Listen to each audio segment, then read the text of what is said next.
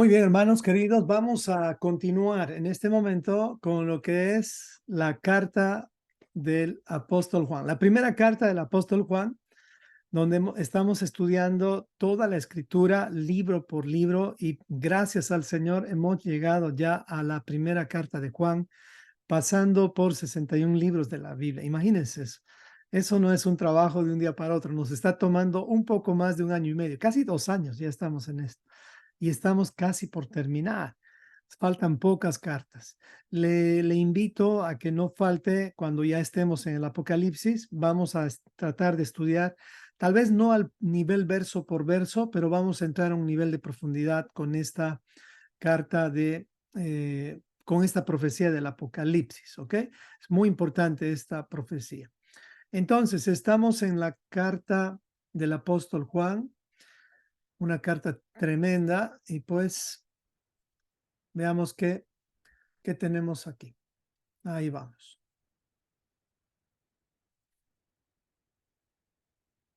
Muy bien. La carta, recuerden, para los que están por primera vez, la hemos dividido en 3 partes, capítulos 1 y 2, aprendiendo a vivir en luz, capítulos 3 y 4, aprendiendo a vivir en amor, y capítulo 5, aprendiendo a vivir en fe.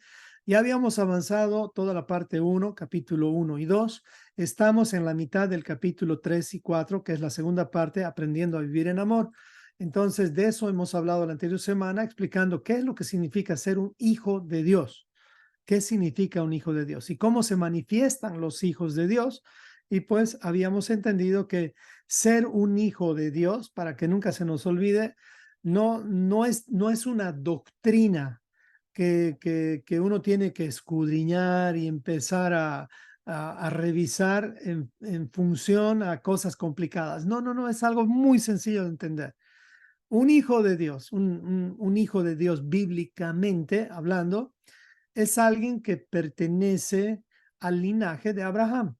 Y uno diría, pero yo no tengo ninguna idea con el linaje de Abraham. Yo vengo de los aztecas, vengo de los incas, ¿y qué tengo que ver con Abraham? Pues la Biblia dice que si estás en Cristo, linaje de Abraham eres, heredero de la misma promesa. Eso quiere decir que también otros pueden, en realidad todos los seres humanos pueden, pero necesitan entrar, como se entra a un país, por la puerta de migraciones. La puerta de migraciones para entrar al reino de Dios es a través del pacto que Dios ha hecho con Abraham. En otras palabras, Dios le ha dado a Abraham el departamento de migraciones. Su linaje es el único que va a entrar. Entonces, y no solamente su linaje, sino todos los que se injerten a este pacto. ¿Ok? Si estamos en Cristo, linaje de Abraham somos y herederos de la misma promesa. O sea que una misma ley es para los hijos de Abraham y también para los extranjeros. Pero ¿qué pasó después que los hijos de Abraham y más los extranjeros se unieron con los hijos de Jacob? Las tribus se fueron a Egipto, 400 años, se quedaron allá y al final se volvieron esclavos.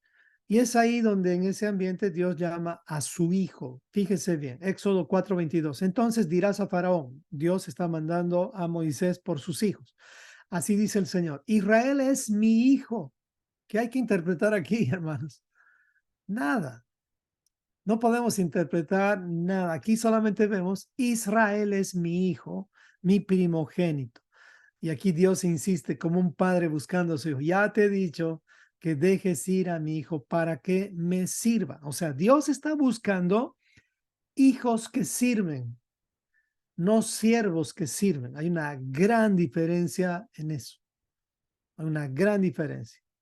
Él está buscando hijos que sirvan, no siervos que sirvan. El siervo que sirve, él sirve como un empleado, sirve como un miembro. No, el Señor está levantando una familia. Él quiere hijos, no tiene nietos.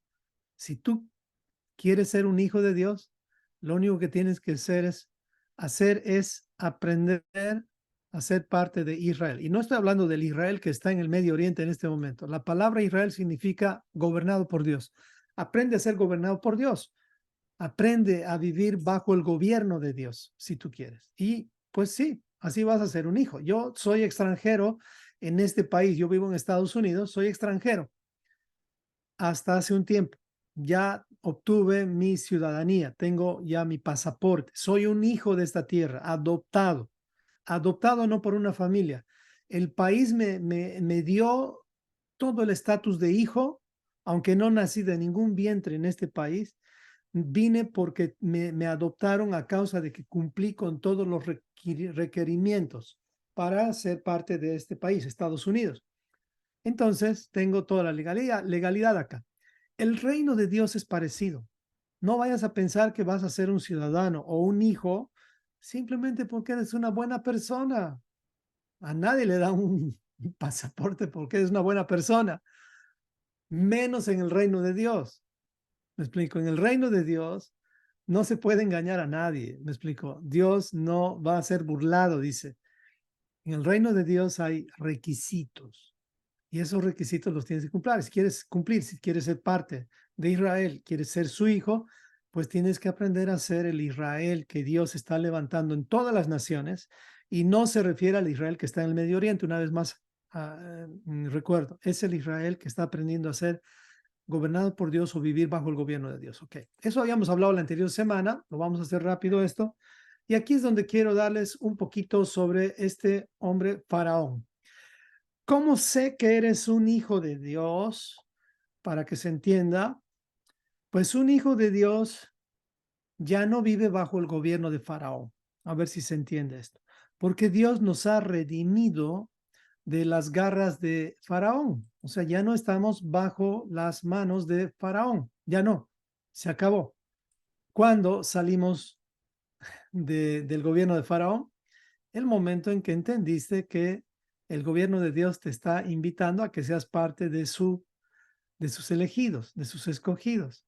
Faraón no le gusta eso. ¿Quién es Faraón en este tiempo? Es el sistema de este mundo. El sistema de este mundo representa a Faraón y a Egipto. No es que Egipto estamos peleados con Egipto. No, no, no, no. No, yo estaba en Egipto hace un tiempo, por la gracia de Dios, y hemos podido ver muchas cosas lindas en Egipto y también cosas que, pues, diría, ¿y cómo es que ellos hacen esto? Estuvimos en el Museo de Egipto, preguntamos sobre José, borraron toda la historia de José, eso no me gustó. En el Museo de Egipto, el museo más grande que está en el Cairo, nadie sabe quién es José. Y esto te demuestra claramente que, como dicen, los vencedores escriben la historia. Así es. En cambio, en el territorio bíblico, en el territorio de Dios, la historia la escribe Él. Y en su historia hay integridad. Por eso es que Dios saca los trapitos al sol de David, los trapitos al sol de Salomón, de todos. Y nos revela incluso en qué terminaron. En cambio, cuando ves a las historias del resto de las naciones, ellos han fabricado la historia dependiendo el faraón o el líder que ha entrado. Entonces, no quieres estar bajo un gobierno corrupto. Todos los gobiernos del mundo son corruptos, tristemente, y no estoy hablando de política terrenal, estoy hablando de política eterna, celestial. Entonces, y menos, no estoy hablando de religión. Entonces, les voy a explicar algo bien interesante para que podamos diferenciar. Esto no lo expliqué la anterior semana, pero sí lo expliqué hoy en la mañana. Vamos a ver, si hemos sido redimidos, ¿será que la redención es lo mismo que salvación? ¿Qué creen ustedes? Redención será lo mismo que salvación. Entonces, hoy va a entender eso rápidamente para saber que ya no estamos bajo el gobierno de Faraón. El gobierno de Faraón tiene una influencia sobre tu vida y eso lo vas a entender porque sigues en Egipto. Faraón gobierna Egipto. Egipto representa el sistema de este mundo. Sin embargo, nosotros ya no estamos en Egipto, estamos en el desierto. Ahorita no estamos todavía en la tierra prometida, estamos en un desierto. ¿Usted sabía eso? Si quiere comprobarlo, esta no es tu casa. Estamos de paso aquí. Dios no quiere que aquí te enfoques demasiado en las cosas de este mundo. No te digo que no prosperes, no te digo que no hagas una casa. Ah, si quieres un edificio. Nada más recuerda la enseñanza de los padres de la fe. En primer lugar, Abraham, Isaac y Jacob nunca tuvieron una casa de ladrillos. Sus casas eran carpas, tiendas. ¿Me explico? Eso es importante entender.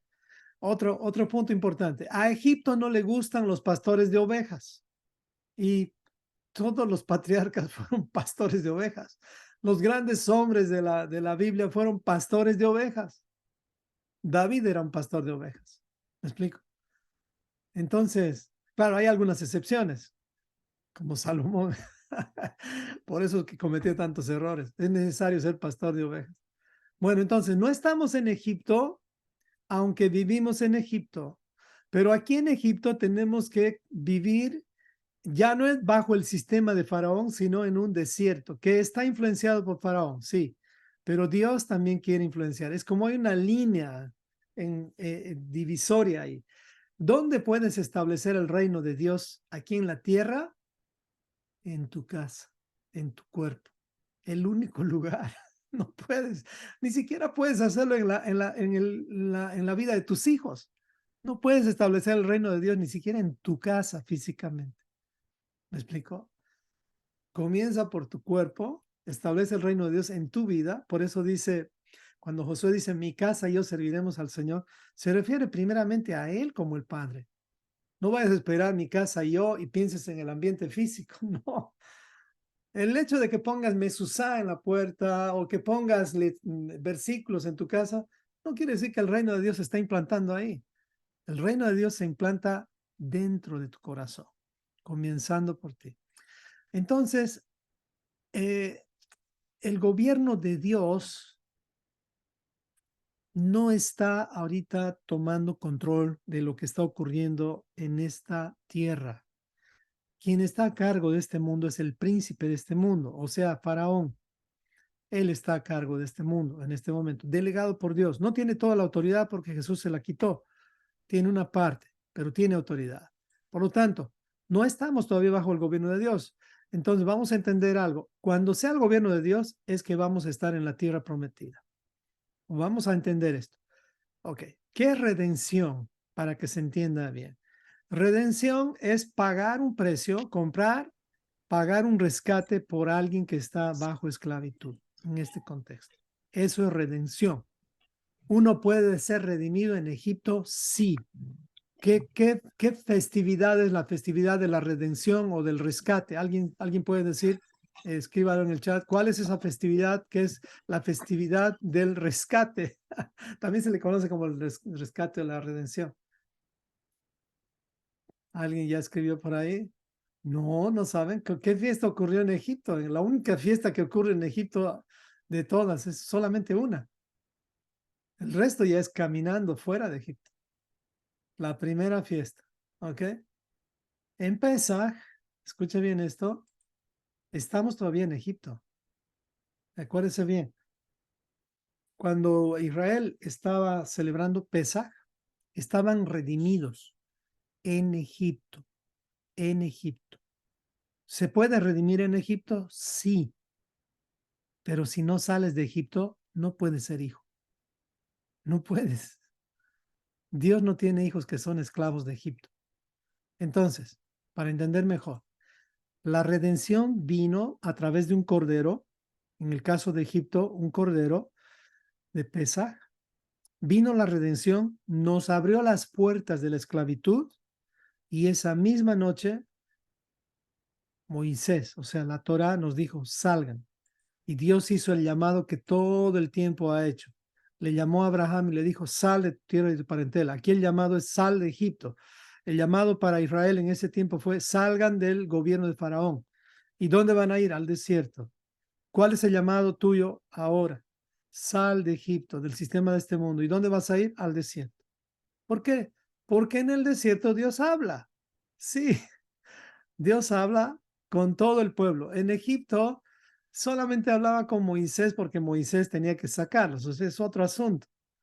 Entonces, ya cuando sales de Egipto, Dios te va a revelar un poco más de su luz.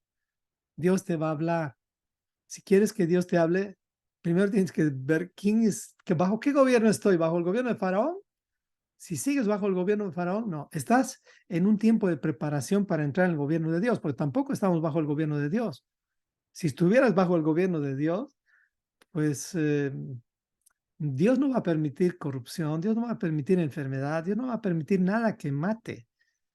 No estamos todavía bajo el gobierno de Dios, estamos en una transición. nada más.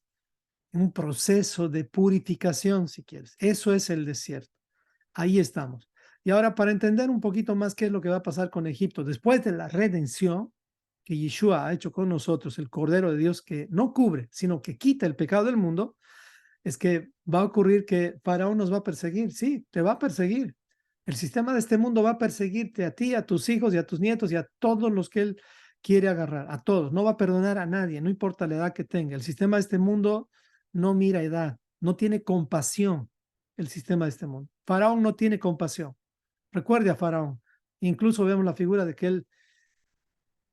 él mataba a niños a sangre fría.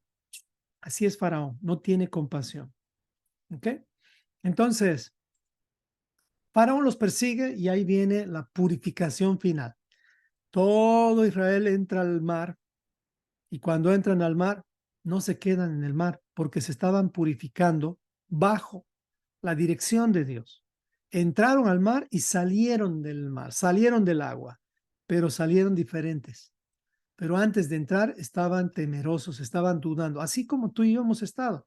Pero entremos al mar, seamos sepultados en las aguas, porque Dios nos va a sacar, como lo hizo con Israel. Entonces, fíjese bien, si usted quiere ser hijo de Dios, entienda, estos son los pasos básicos. Entonces, ¿qué pasó con los que no son hijos de Dios?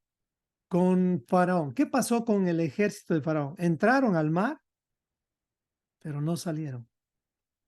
No salieron, porque no cumplían los requisitos. A ver si se lo pongo más suave. Porque a ellos no les interesaba Dios. Ellos habían muchos soldados que seguramente eran buenos soldados, buenas familias, pero a causa de vivir bajo el gobierno de Faraón, perdieron sus vidas también. Sí, no puedo decir que todos los de Egipto en ese tiempo eran malos, no, seguramente había gentes buenas, pero si no estás bajo el gobierno de Dios, no vas a estar en esta transición. O sea, si no estás en esta oportunidad de vida, aprovechando la purificación para entrar en el gobierno de Dios, no vas a poder librarte. Entonces, eso es redención y esto es el bautismo. Quería explicarles esto para mostrarles un poco más cómo es que llegamos a ser hijos. Entonces, estos que se han purificado, estos que ya están bajo el gobierno de Dios, son los hijos de Dios. Este es Israel que, que ha sacado Dios de Egipto. Israel, su hijo, estaba todavía en Egipto, pero cuando ya salen, confirman que son hijos de Dios. Hay muchos que saben que son hijos de Dios, pero no quieren salir de Egipto. Les va a ocurrir lo mismo que ocurrió con Noé. Noé predicó por tantos años, el mundo seguía haciendo lo que quería, y al final vino el diluvio y todo el mundo quería entrar, pero Dios dijo, hasta aquí nomás entran y solamente entran 8 personas. Entonces, este asunto de ser hijos no es cualquier asunto. Si yo no cumplía con los requisitos que me pedía este país para poder entregar en las fechas correctas, me cerraban las puertas.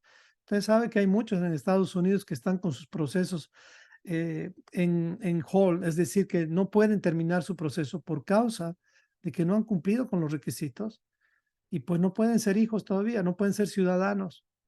Entonces, ¿cómo está tu situación legal? ¿Te has estancado con la religión? Espero que no, espero que no. Ok, entonces por eso es que nos reunimos una vez a la semana para entender estos principios básicos y no quedarnos estancados en algo que no es el gobierno de Dios. Ok, bueno, entonces, vida eterna es lo que va a venir después de la purificación, después de esta transición, cuando ya el gobierno de Dios. ¿Cuándo comienza el gobierno de Dios? Cuando Yeshua esté gobernando. Ahí comienza el gobierno de Dios. Ahí ya Yeshua va a tomar el control de este planeta, pero va a ser con vara de hierro. Ese es otro tema. Pero bueno, entonces los hijos de Dios son aquellos que creen y son bautizados. Estos son los hijos, los salvos, los que van a salvarse. Pero el que no cree, pues ya está condenado, ya está condenado, tristemente. Bueno, entonces, ¿cuál es la función de todo predicador? Estoy en el repaso anterior todavía. Wow, no puedo creer que no avanzo.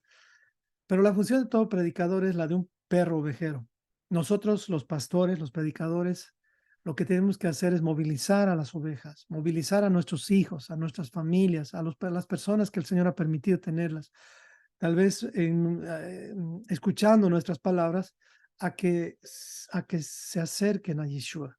Él es el pastor principal, el único en realidad, a quien tenemos que seguir todos. Nosotros los que, entre comillas, tenemos un título de pastor, no somos pastores en realidad guiando a las personas, no deberíamos ser pastores guiando a las ovejas hacia nosotros o hacia nuestra denominación.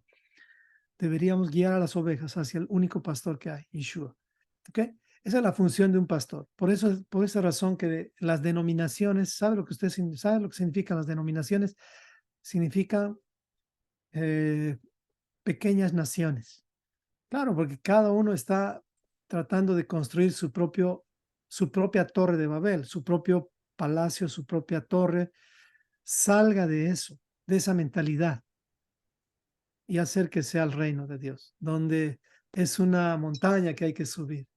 Y esa montaña no es Babel, esa montaña la ha creado Dios. No termina esa montaña, es una montaña infinita. Bueno, entonces, ¿cómo sé que eres un verdadero hijo de Dios? Si soportas la disciplina del Señor, porque Dios te va a tratar como hijo. ¿Ok? Ese es Israel. Esto es nada más el repaso que hicimos. Y ahora sí, tema nuevo. Entonces, seguimos en el 3. Todo aquel que comete pecado, continúa el 3, capítulo 3, versículo 4, dice así. Todo aquel que comete pecado infringe también la ley, pues el pecado es infracción de la ley. Y sabéis que Él apareció para quitar nuestros pecados y no hay pecado en Él. O sea, Él sí puede quitar tu pecado. ¿Qué es el pecado?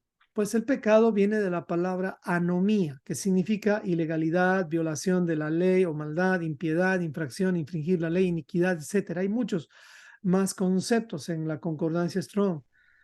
Pero es interesante ver que esta misma palabra también viene de G459, que es anomos, que quiere decir transgresor de la ley o vivir sin ley y no sujeto a la ley. ¿Sabían que esta misma palabra anomos es la misma palabra que usa Mateo 7, 21 al 23? ¿Cuál es la importancia de esto?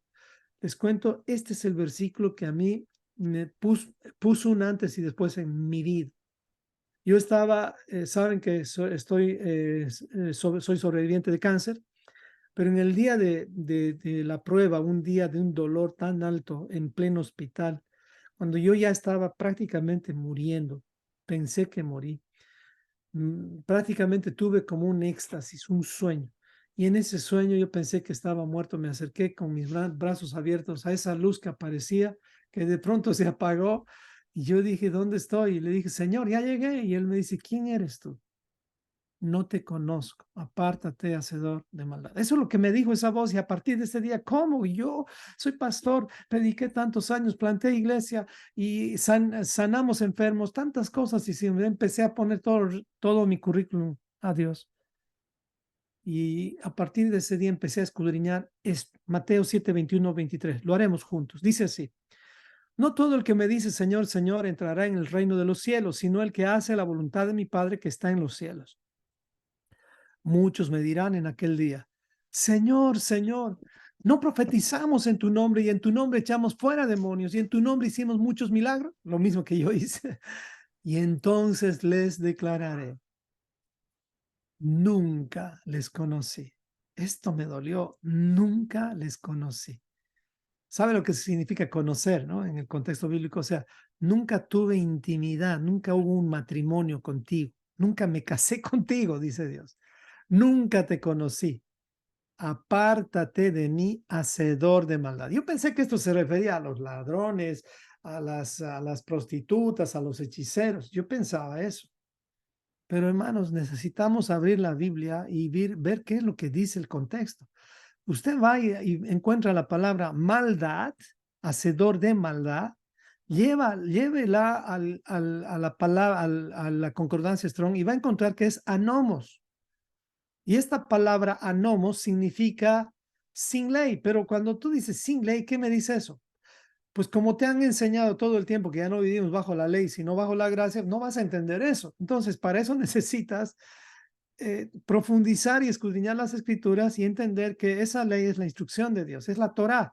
Por lo tanto, esta parte podríamos leerla de esta forma, decir, nunca les conocí, apártense de mí, transgresores de la Torá. Eso dijo Yeshua.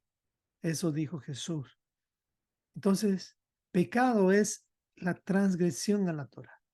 ¿Quién está en pecado? Toda la humanidad. Toda la humanidad. Pero ¿quién ha dejado de practicar el pecado? Los hijos de Dios. ¿Se entiende la diferencia? ¿Cómo se es hijo de Dios? Como les dije, Dios nos va a disciplinar como hijos, pero también los hijos de Dios son aquellos que le obedecen, aquellos que le siguen. Esos son hijos de Dios. ¿Hay hijos desobedientes? Sí, Dios también tiene hijos desobedientes y Dios les está dando la oportunidad para que dejen de ser cabras y empiecen a ser ovejas.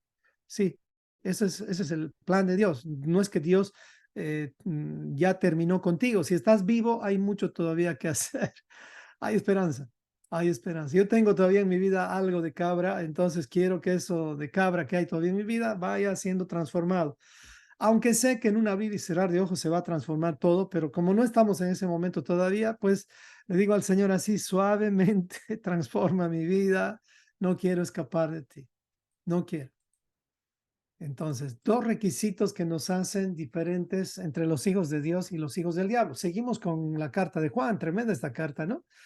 Dice, capítulo 3, versículo 6, todo aquel que permanece en él no peca. ¿Será? ¿O estamos leyendo mal? Todo aquel que permanece en él no peca. Aquí como que hay que revisar esto. Todo aquel que peca no le ha visto ni le ha conocido. Hijitos, nadie les engañe. El que hace justicia es justo, como él es justo. El que aquí está, no es todo aquel que permanece en él no peca. En realidad es todo aquel que permanece en él no practica el pecado. Porque aquí en el 8 dice, a ese se refiere. El que practica el pecado es del diablo, porque el diablo peca desde el principio. Para esto apareció el Hijo de Dios, para deshacer las obras del diablo. Las obras del diablo son esas. No te distraigas cuando yo recuerdo que he empleado no sé cuántos años de mi vida, de verdad les digo, haciendo cursos de guerra espiritual, seminarios, los espíritus territoriales, un montón de cosas que no entendía por causa de que aquí el 9 nos dice, todo aquel que es nacido de Dios no practica el pecado, porque la simiente de Dios permanece en él y no puede pecar porque es nacido de Dios. En esto se manifiestan los hijos de Dios y los hijos del diablo. Fuerte, Juan. Todo aquel que no hace justicia, o sea, que no practica los mandamientos de Dios, y que no ama a su hermano, no es de Dios. Qué duro. Pensemos por un momento, amados hermanos, ¿usted tiene algún problema con algún hermano de sangre o con algún hermano de la familia de Dios? Si tiene algún problema y usted es el culpable, pida perdón a ese hermano, porque si no, aquí claramente se le está dando a usted usted está teniendo una manifestación de un hijo del diablo y no de un hijo de Dios. Eso dice, en esto se manifiestan los hijos de Dios y los hijos del diablo. Aquí es, si usted no perdona a su hermano, no quiere arreglar cuentas con su hermano y no quiere guardar la Torá, no es un hijo de Dios, es un hijo del diablo. Ay, qué duro, me tocó decirlo. Pero gracias a Dios yo no lo estoy diciendo, lo estoy leyendo, por si acaso, lo estoy leyendo. Entonces, dos requisitos que nos hacen diferenciar de los hijos del diablo para ser hijos de Dios. Número uno, hacer justicia. ¿Qué significa hacer justicia? Hace justicia que él conoce la justicia. ¿Qué es la justicia de Dios? La instrucción de Dios. Haces justicia, practicas la justicia cuando practicas la justicia de Dios. Número dos, no amar a nuestro hermano. O sea, que si yo tengo rencillas, odios contra mi hermano de sangre, y también mi hermano dentro de lo que es Israel, ellos son mis hermanos, necesito yo arreglar eso si yo soy el que provoqué eso. Pero si yo no provoqué eso, yo soy la víctima o yo soy el que fui ofendido, tengo que estar preparado para perdonar. ¿Me explico? Porque no siempre nosotros vamos a arreglar todos los problemas. Hay hermanos que no quieren arreglar con nosotros y eso no lo puedes controlar. Tú no puedes controlar eso. Hay gente así. pero tú tienes que estar siempre preparado para ser un puente y no un muro. Versículo 11. Porque este es el mensaje que habéis oído desde el principio, que nos amemos los unos a los otros. Y da el ejemplo de Caín, porque así vamos a terminar si nosotros no amamos a nuestros hermanos. No como Caín, que era un maligno y mató a su hermano. ¿Y por qué causa le mató? Porque sus obras eran malas y las de su hermano justas, o sea, por envidia. Hermanos míos, no se extrañen, no os se extrañéis si el mundo les aborrece. O sea, no se extrañen porque el mundo no los va a amar. ¿Acaso Faraón te va a amar, hermano? Claramente tú puedes ver cuando alguien ya te quiere, no te quiere, o sea, te rechaza porque guardas Torah, ahí ya tienes que ver bajo qué gobierno está esa persona. Tristemente, yo tengo amigos pastores, que Dios mío no me quieren ver ni en pintura. Y digo, ¿por qué? ¿Qué he hecho? Soy un traficante, me metí con la mafia, ¿qué hice? Aún metiéndome con la mafia, estoy seguro que ellos orarían por mí, tratarían de ayudarme, pero me metí con algo peor que no quieren ni acercarse a mí. Digo, ¿qué pasó? Algunos no quieren ni hablar. Entonces quiere decir que aquí ya no eres tú. Esto, esto ya es contra Yeshua. Recordemos eso, no lo tomemos a pecho. O sea, cuando ese hermano, ese pastor o esa persona, Dios le abra los ojos, tú no vayas a mostrarle que estás ofendido para nada. Recuerda, no es personal el asunto y no es contra ti el asunto, es contra Yeshua. ¿Ok? Entonces, esto es importante de Juancito. Bueno, capítulo 3, seguimos, versículo 16, y aquí vamos a parar en esta parte. Dice, en esto hemos conocido el amor en que Él puso su vida por nosotros. También nosotros debemos poner nuestras vidas por los hermanos. Pero el que tiene bienes de este mundo y ve a su hermano tener necesidad, cierra contra él su corazón, como, ¿cómo mora el amor de Dios en él? Pero fíjese lo que está diciendo. Si tú tienes dinero, tienes bienes en este mundo y ves necesidad en tu hermano, no cierres tu corazón, sé generoso. Dice, hijitos míos, no amemos de palabra ni de lengua, sino de hecho y en verdad. ¿De qué sirve alguien que dice, yo te amo y te está viendo que estás sin comida, sin abrigo y lo que hace es orar por ti? De nada sirve esa oración si no te da también un abrigo. Eso es lo que está diciendo.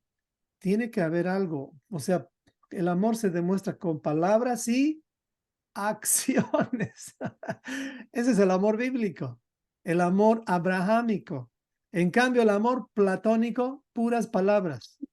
Esa es la diferencia. El amor platónico, el amor de los grecorromanos. En esto conocemos que somos de la verdad y aseguramos nuestros corazones delante de Él. Pues si nuestro corazón nos reprende, o sea, como recapacitamos, mayor que nuestro corazón es Dios y Él sabe todas las cosas. Si nuestro corazón nos reprende, ya tenemos que reflexionar. Pero como Dios es mayor que nuestro corazón, no podemos huir del consejo o de la instrucción o de la corrección de Dios. Así que, amados, si nuestro corazón no nos reprende, Dios sí lo va a hacer, porque somos hijos. Confianza tenemos en Dios. Y cualquier cosa que pidiéramos, fíjese bien lo que dice acá, la recibiremos de Él porque guardamos sus mandamientos y hacemos las cosas que son agradables en Él. A ver, pregunto, ¿quieres pedirle todo a Dios, cualquier cosa?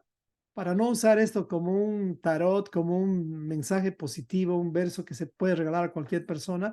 No, no se puede dar a cualquier persona este versículo. Lo hemos dado a todos, yo sé, hasta yo lo he hecho y muchas veces. Dice aquí, la condición es, ¿quieres pedirle a Dios todo? Y más adelante te dice cuál es la condición también, Juan, pero vamos a ver aquí, solamente en esto. ¿Quién de ustedes cumple estos requisitos? A ver, autoevalúese, no lo necesitas poner en el chat. Dice, cualquier cosa que pidiéramos la recibiremos de Él porque guardamos sus mandamientos y hacemos las cosas que son agradables delante de Él. Ok, ¿de qué está hablando aquí? O sea, no estamos hablando de todos los temas. Fíjese el contexto. Estamos hablando de ser generosos. Si tú eres generoso y pides algo al Padre, Él te lo va a dar con una condición. ¿Cuál es esa condición? en realidad 2 condiciones, perdón. Guardar sus mandamientos. ¿Quién cumple esos requisitos? Aquí, ¿quién ya puede decir yo guardo todos sus mandamientos? Ya soy un ducho, ya soy tremendo en eso. No necesita mencionarlo, pero analícese y hacer las cosas que son agradables delante de él. Miren, yo les digo, a mí me falta todavía mucho. Sigo en ese proceso. Así que no es que todavía no le puedo pedir todo. Sí quiero pedirle muchas cosas al Señor como sanidad. Quiero pedirle cosas. Ya lo hago. Pero mi responsabilidad es guardar sus mandamientos y hacer las cosas que a Él le agrada. Estoy en ese proceso, entonces diría. No sé si tú estás en ese proceso también, pero no quiero atreverme a decirles, hermano, podemos pedirles todo al Señor y así a boca abierta gritarlo y pensar que esto es una promesa sin condición. Hay condición, hay condición. Y finalizamos entonces, en esto consiste el amor, no en que nosotros hayamos amado a Dios, sino que Él nos amó primero y envió a su Hijo en propiciación por nuestros pecados. ¿Qué acciones tenemos que hacer para demostrar que amamos a Dios y amamos a nuestro hermano? Vamos a ponernos las pilas aquí. Por favor, cada uno responde. No en el chat todavía, en la hojita de papel. ¿Qué acciones tenemos que hacer para demostrar que amamos a Dios? Porque el versículo 21 dice, y nosotros tenemos este mandamiento de Él. El que ama a Dios, el que guarda el primer gran mandamiento, que lo demuestre guardando el segundo. Eso te está diciendo. Ame también a su hermano. ¿Recuerdan lo que dice Yeshua? Si tú amas a Dios y no amas a tu hermano, o sea, estás diciendo mentiras. Pregunto, por favor, escriba usted en su papelito 4 acciones que tiene que hacer para demostrar que ama a Dios. A ver, 4 acciones que tiene que hacer. Póngalo y se va a sorprender si es que no está sintonizado con esta pregunta que le estoy haciendo. 4 acciones. 4 acciones. No sea tímido. A ver, escríbalas. Ahora sí, en el chat. Vamos a dar opción en el chat por el tema del tiempo. En el chat, coloque 4 acciones para decir que amo a Dios y 6 acciones para decir que amo a mi hermano. ¿Qué le parece? Lo tiene. Solamente le falta ejercicio, nada más. Ejercicio bíblico, es lo único que le falta. Le aseguro que todos ustedes saben la respuesta. Nada más que se lo estoy poniendo desde Juan. Lo acomodé como Juan. Dice, el que ama a Dios, o sea, el que guarda el primer gran mandamiento, demuéstrelo mostrándome cómo ama a su hermano. ¿Cómo amamos a Dios? Ahí ya pusieron algunos. Para amar a Dios necesito 4 acciones. Si no, mi amor es platónico. No es un amor bíblico. Primera acción. A ver, si quiero amar a Dios, decir que amo a Dios, la acción que tengo que hacer es derribar todos los ídolos que tengo a mi alrededor. No tener dioses ajenos delante de mí. Número 1. Eso es una acción. Número 2. No inclinarme ante ningún ídolo, menos al ego, no a mí mismo. No puedo, no debo. Amo a Dios, tengo que tener eso bien en mente. Número 3, no debo levantar el nombre de Dios con ligereza. O sea, no debo decir, yo creo en Dios y vivir como un hijo del diablo, vivir vacío de Dios. Eso no está bien. Además que a ese dice, no se le va a dar por inocente. 4, ¿quién me ayuda? El más fácil de los mandamientos, el menos practicado, guardar el día.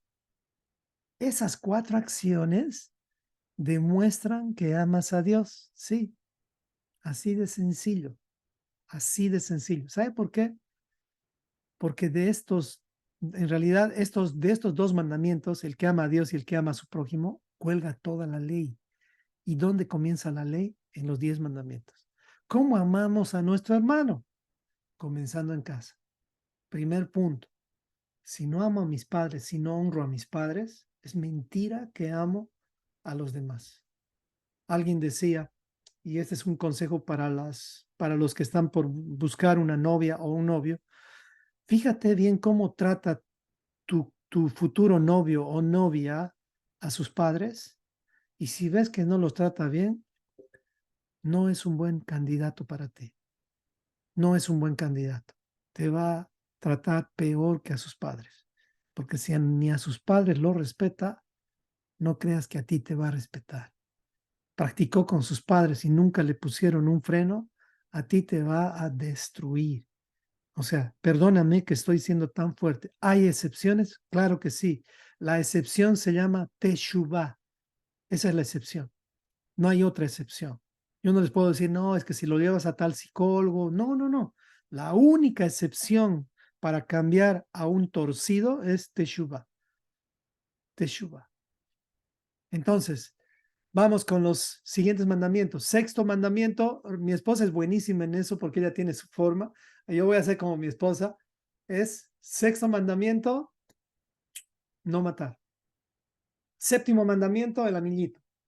Es decir, no cometer adulterio. Así amo a mi prójimo. Si yo amo a mi prójimo, comienzo amando a mi esposa y a mi esposa no le voy a poner cuernos. No sé si me explico. No voy a cometer adulterio.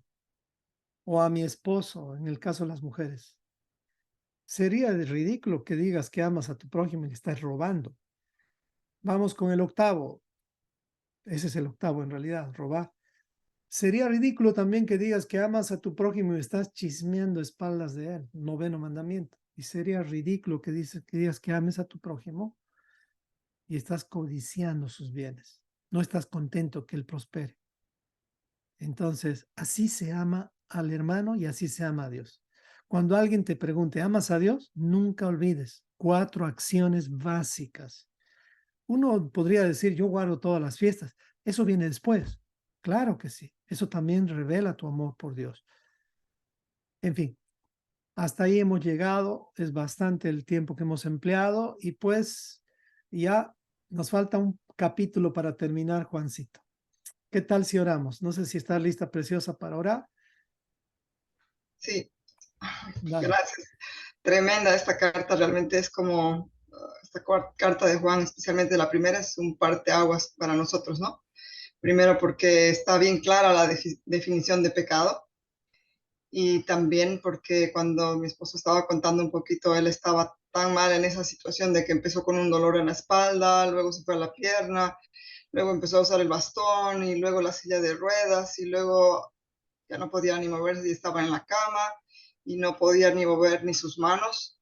Entonces, y mucha gente, como hemos estado viviendo en tantos lugares, iglesias enteras orando por él, y yo un día decía, Señor, ¿cómo un hombre que te ha amado desde su juventud, ahorita hay tanta gente orando por él? O sea, ¿qué estamos haciendo mal? O sea, muéstrame qué estamos haciendo mal, porque es como que si no escuchas nuestras oraciones, ¿no? Y esa noche fue precioso porque este versículo de Primera Juan vino a mis oídos y decía, yo escucho las oraciones de los que guardan mis mandamientos. O sea que las oraciones de todos nosotros no estaban llegando ni al techo, ¿no? Entonces, ese día hablé con Rey, él estaba con mucho dolor, que no podía ni dormir, y le dije, mira lo que me está mostrando, encontré el versículo en la Biblia y ya estábamos un poco con ese corazón de querer guardar sus mandamientos y todo. Entonces dijimos, queremos orar en este sentido para que Dios escuche nuestras oraciones, además, ¿no? Mm, Entonces nos pusimos a orar y fue precioso porque ese día yo me acuerdo que al volver del trabajo, Rey estaba sonriendo y estaba moviendo ya todo su brazo y él decía, mira, ya estoy moviendo mi brazo y el dolor se había ido en un 70%, ¿no? Desde ese día en adelante él empezó a recuperarse, empezó a sentarse, a caminar y después estaba hasta corriendo, ¿no? mm, Entonces fue precioso realmente y este es un parteaguas en nuestras vidas, esta carta. Y uno podría decir, pero si el versículo dice, cualquier cosa que pidiéramos la recibiremos porque guardamos sus mandamientos y hacemos las cosas que son agradables delante de Él. Pero más adelante, al final, en esta carta dice en el versículo 13, que estas cosas os he escrito a vosotros que creen en el nombre del Hijo de Dios, para que sepan que tienen vida eterna y para que crean en el nombre del Hijo de Dios. Y esta es la confianza que tenemos en Él, que si pedimos alguna cosa conforme a su voluntad, Él nos oye. Entonces, sabemos que Él nos oye. ¿sí? Si pedimos alguna cosa conforme a su voluntad, la clave es que esté conforme a su voluntad. Amén. Entonces, acompáñame ahora. Dale, precioso. Gracias, Padre. Bendito seas y bendita tu palabra. Sí, Que se ha Señor. cumplido, que se está cumpliendo y que se cumplirá. Que todos los aquí presentes y sus familias puedan salir de la religión para ser parte del reino, tu reino. Amén. Queremos ensayar las fiestas del otoño que están por venir y que nos preparan para todo lo que vendrá. Que seamos como las vírgenes prudentes que tenían aceite suficiente para sus lámparas y estaban preparadas y listas para el retorno del novio. Que estemos despiertos y vigilantes, examinándonos y corrigiendo nuestros caminos con humildad en el corazón. Gracias por la primera carta de Juan que nos enseña los fundamentos de la fe hebrea auténtica. Sí, Señor. Gracias por llamarnos hijos, que nos comportemos como tales, viviendo bajo tu gobierno y no bajo el gobierno de este mundo.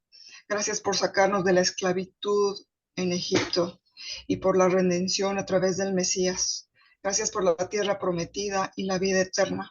Que Sí, Señor. tengamos muy claro la definición de pecado, que es desobedecer tus instrucciones, que permanezcamos en ti y no practiquemos el pecado, que amemos hacer justicia y, y a nuestros hermanos que los amemos también, de hecho y en verdad.